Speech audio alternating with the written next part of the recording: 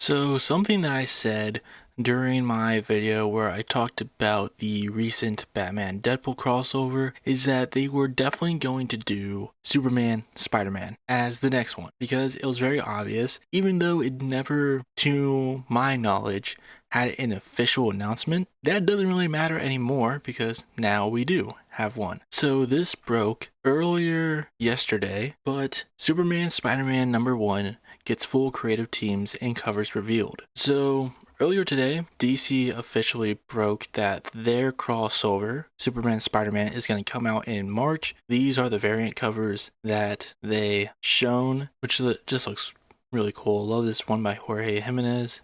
All of them look great, especially this one I like. But yeah, we got a full announcement for it, and I am just stoked. I mean, what really can you say? This is awesome. But this was one of the first articles I saw from it when the news broke. DC Marvel's historic crossover celebration continues in a big way next spring with DC Superman Spider-Man #1 officially set to hit comic book shops on March 25th, 2026. The one-shot arrives as a part of the ongoing 50th anniversary celebration of the very first DC Marvel crossover, Superman vs. The Amazing Spider-Man. DC also revealed the full creative lineup and first look at cover art for the highly anticipated issue, which will feature 8 brand new crossover stories created by an all-star roster of writers and artists. So yeah, the main story, as it says right here, is being written by Mark Waid and drawn by Jorge Jimenez, which is like such a great pairing.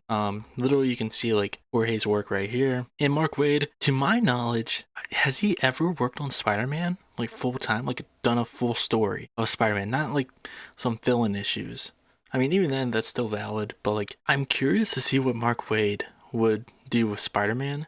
But obviously, he's gonna be good with Superman. He's written many Superman stories, so he knows what to do with them. And it seems like they're going to be facing off against Brainiac and Dr. Octopus. Pretty good pairing. Honestly, I would like to see Lex and Goblin as a pairing as well, but we might get that in the Marvel one because this, just like Batman Deadpool, Deadpool Batman, is going to be just one of the crossovers, and then we're gonna get a Marvel crossover later on. But this is just the DC side, and you can tell mostly just based on the creative teams because like literally everyone tied to this is for the most part a DC writer and artist. But alongside just the main book announcement and the main story announcement, we also have the confirmation of what the side stories are going to be. And unlike the Batman Deadpool crossovers, they're not just going to be like other DC and Marvel heroes. They're going to be side characters from Spider-Man and Superman's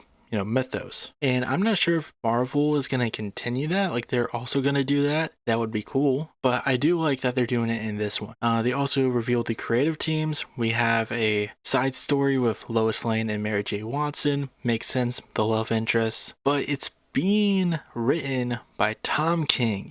And here's the thing, I am not a certified Tom King hater. I like a lot of the stories that he has written. Rorschach, Mr. Miracle, Gotham City Year One. I think he is a good writer when he wants to be. There are other works of his that I do not like. I really don't like his Batman run.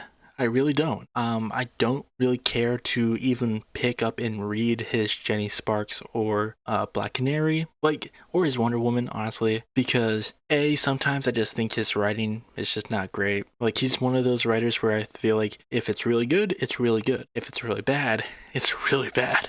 And honestly, like, could you not have gotten like G. Willow Wilson or like Kelly Thompson, who's currently doing Absolute Wonder Woman, to write the story about, the women in these superheroes' lives? Like, why Tom King of all people would you give for this story? And Jim Lee is drawing it, which is cool. Jim Lee, fantastic artist, love him. Then we have a story with Jimmy Olsen and Carnage, written by Matt Fraction, who I believe had a pretty well-received run recently with Jimmy Olsen. I would have to check it out. And it's being drawn by Steve Lieber. I'm not familiar with his work, so I can't really say anything on it. We're also getting a Superboy during his time with the Legion of Superheroes, with crossing over with Spider-Man 2099, being written and drawn by Sean Murphy. Really like Sean Murphy.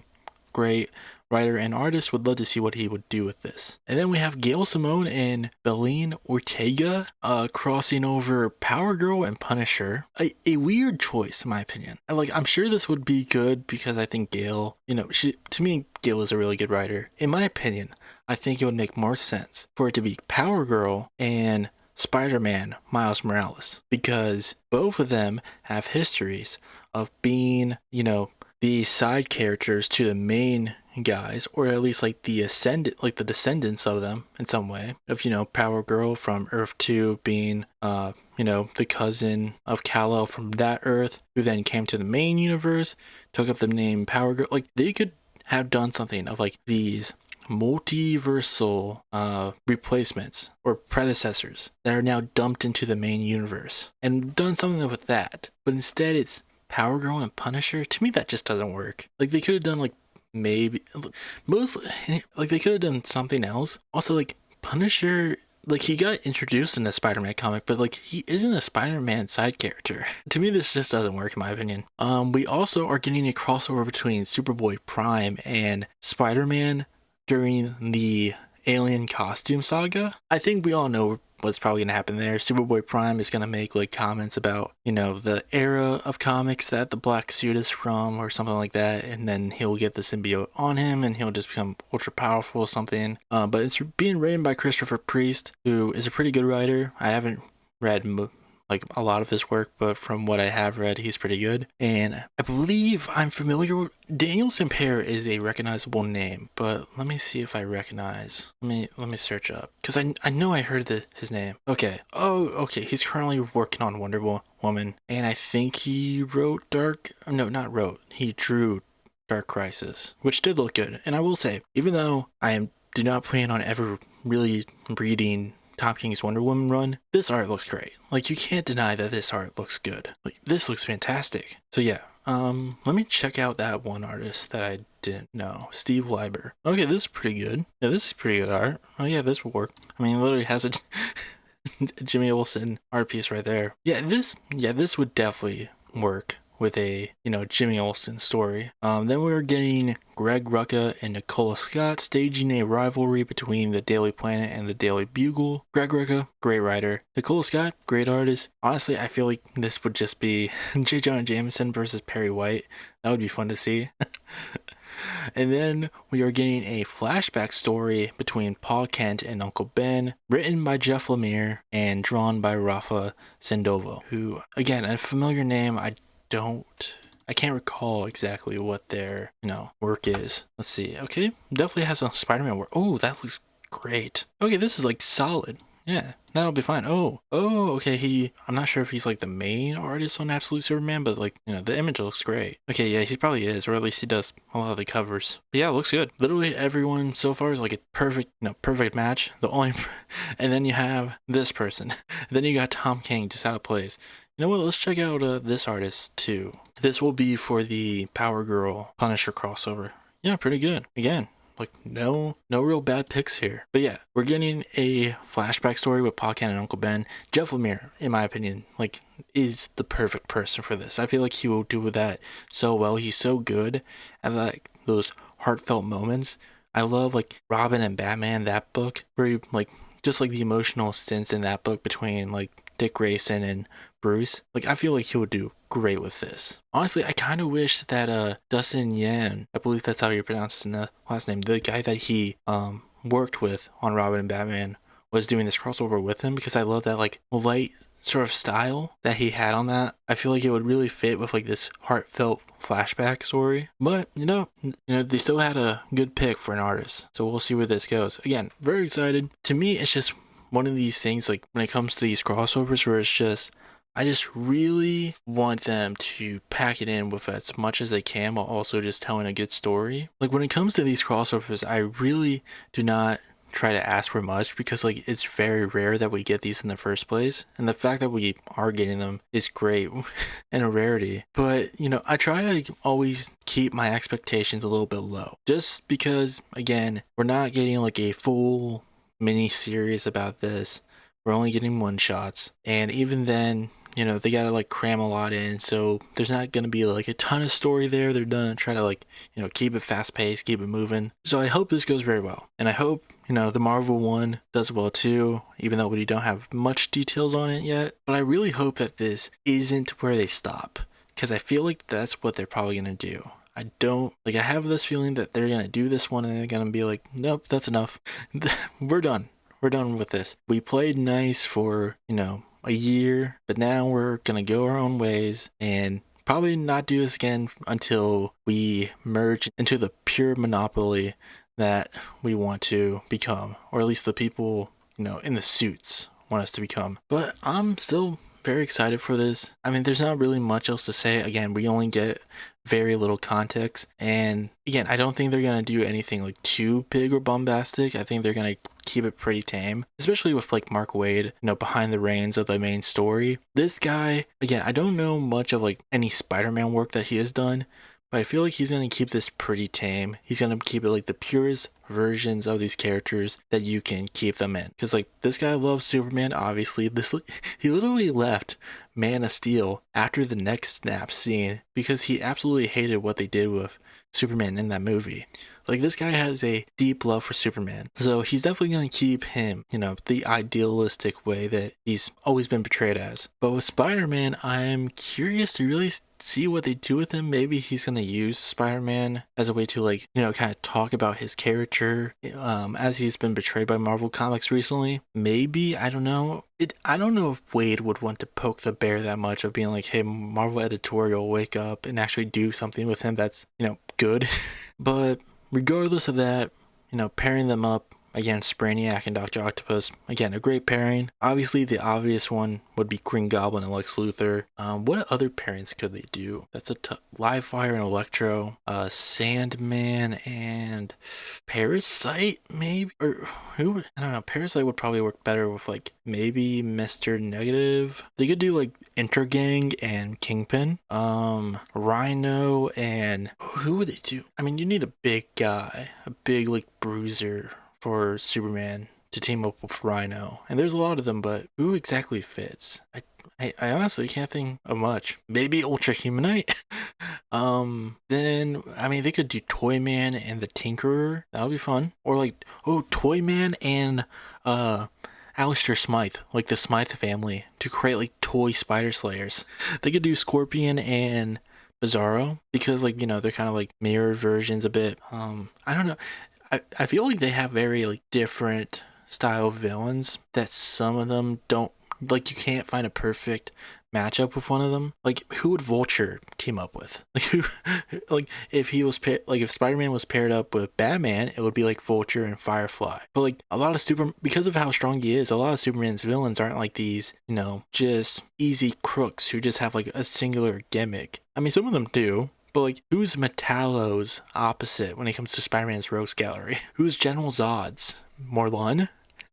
Oh my god. Imagine Superman having to deal with Morlun. He would just be like, no, Phantom Zone. You and your entire shitty family. Who else? What if it was Hobgoblin and Alexander Luthor Jr.? Be like, here's the replacements for your main villains. Or the 80s Lex Luthor, where he was Australian with ginger hair. Oh, I mean, it's such a big power imbalance that it's honestly kind of stupid, but like, maybe Doomsday and Rhino, Bizarro and Rex Rap. There you go. There's your Bizarro fit. Bizarro and Rex Rap. Doesn't everyone love Rex Rap? What else? I remember thinking of a good one, but I think that might be it. Oh, Venom. Who would Venom's opposite be? I mean, it would probably be Bizarro or Doomsday. But even then, again, it's like such a big power imbalance. Like, Doomsday would just, I mean, it's not like Doomsday has fire powers or sound powers, but still, like, Venom isn't as strong as Doomsday. And I guess that's really it. That's all I can think of at the moment. But yeah, I mean, there's plenty of things they could do for the Marvel crossover. Again, I don't know if they're gonna, you know, do the supporting characters as side stories. I mean, if they did, like, you would have to do something with Miles. Like, maybe him and one of the Superboys, John Connor. Personally, I would pick Connor because I love Connor. You gotta do something with Supergirl. Maybe it would be Gwen. They would pick Gwen. You know, her and Ghost Spider. Such a stupid fucking name. I mean, they're trying to change Miles' name into Spin, which is also so fucking stupid. Like, why, like, she was called Spider-Woman, and there's already a bunch of Spider-Women out there, and you don't care. So why not just call her Spider-Woman? Why change her name to Ghost Spider? So dumb. But we're not gonna get into the problem with Spider-Man characters right now. They could also do Scarlet Spider and Superboy, Connor Kent, do the clones. That's who you merged anyways in the Amalgam universe. Oh, do a Spider-Boy story. Bring Spider-Boy back one more time. Who else? I mean, if we look at side characters like Aunt May and Martha Kent, maybe, where they're both just like super worried about one, or you show like the different dynamics where Martha is a bit worried, but she knows her son is Superman, shows she's not that worried, while Aunt May is just worried all the time. Because if you read those original Spider-Man stories, there's always something up with her. There's always something wrong. So, like, you know, show the different mentalities that those two have would be fun. What else? I mean, with Venom, you could also do, like, you know what you could do? You could do a 90s version where it's Ben Reilly Spider-Man meeting up with like the Return of Superman where he's wearing the black suit. You could do Kane versus who's like a dark Superman character that's kind of like on the back burner. I mean, I guess none of them, because none of them really fit. Oh, going back to Miles, you could do Miles and Steel, whether it's John Henry Irons or Natasha, or both. Why not? I don't think Kane has a good analog. Just leave him out. Who cares about Kane anyways? And now I know my comments are gonna have at least one person be like, "How dare you say that about Kane?" What else? You could do. No, Spider-Man doesn't have like an animal companion, does he? So you can't do Crypto and anyone. And they already did Crypto and Jeff, so you can't do that. Silk. Oh, Silk and Kenan. You can do that. Some Asian representation. That'd be great. I mean, it's not like he's doing anything. Last I saw, he was on Action Comics back when they were like focusing on the Super Family. But now, I guess he's just doing nothing. Maybe Guardian and somebody like what's a Guardian and Daredevil. You could do that, but we'll just have to wait and see. But yeah, that's all I really have to talk about, and I'll see you all in the next one.